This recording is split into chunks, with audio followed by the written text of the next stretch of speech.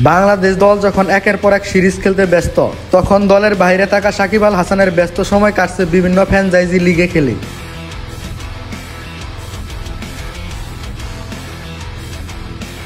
গত নভেম্বরের ওয়েস্ট ইন্ডিজের বিপক্ষে বাংলাদেশ টেস্ট সিরিজ চলা অবস্থায় টেস্ট থেকে নিজেকে সরিয়ে নেওয়া সাকিব আল হাসান খেলেছেন আবুধাবি টি10 লিগে বাংলা টাইগার্সের হয়ে।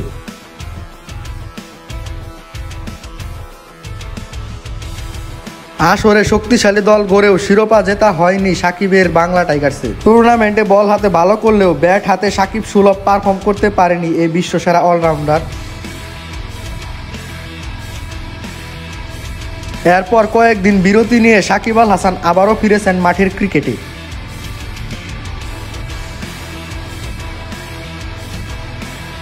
বাংলাদেশ দল যখন ওয়েস্ট ইন্ডিজের বিপক্ষে ওয়ানডে সিরিজ খেলতে ব্যস্ত, টানা 11 ওয়ানডে ম্যাচ বাংলাদেশের বিপক্ষে জিততে না পারা উইন্ডিজদের কাছে সিরিজ হেরেছে বাজেভাবে।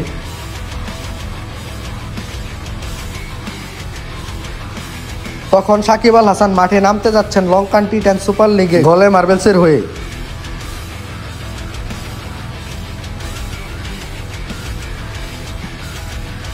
ওয়েস্ট ইন্ডিজের বিপক্ষে ওয়ানডে সিরিজে দল ঘোষণার পূর্বে সাকিব জানিয়েছিলেন দেশের হয়ে তিনি ফিরবেন আবুধাবি টি10 লিগের পরেই।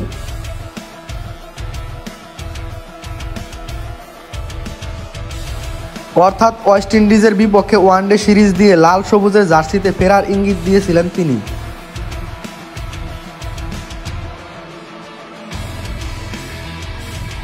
তবে ওয়েস্ট ইন্ডিজের বিপক্ষে ওয়ানডে সিরিজের দল ঘোষণার আগের দিন হঠাৎ করে মিডিয়াতে ছড়িয়ে পড়ে এক খবর, সাকিব নাকি দলে ফিরতে বিসিবিকে দিয়েছেন 3 শর্ত, আর সেই শর্তে বিসিবি রাজি হলে তবেই নাকি সাকিব ফিরবেন দেশের জার্সিতে।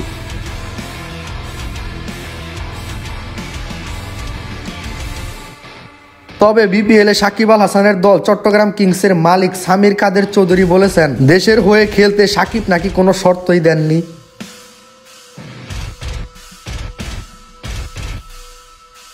অর্থাৎ বোঝাই যাচ্ছে দেশের হয়ে সাকিব আল হাসানের ফেরাটা এখন অনিশ্চিত।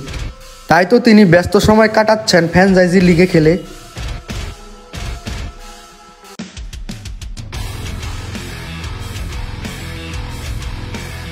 লঙ্কা টি10 সুপার লিগে গোলে মার্বেলসের হয়ে মাঠ মাতাতে ইতিমধ্যে শ্রীলঙ্কায় পৌঁছেছেন বিশ্বসেরা অলরাউন্ডার সাকিব আল হাসান।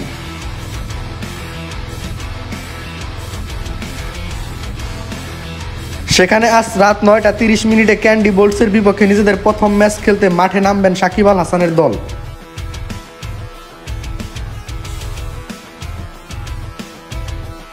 দলের হয়ে সাকিব মাঠে নামলে আজই হতে যাচ্ছে ভক্তদের প্রিয় সাকিবকে মাঠে দেখার অপেক্ষার অবসান।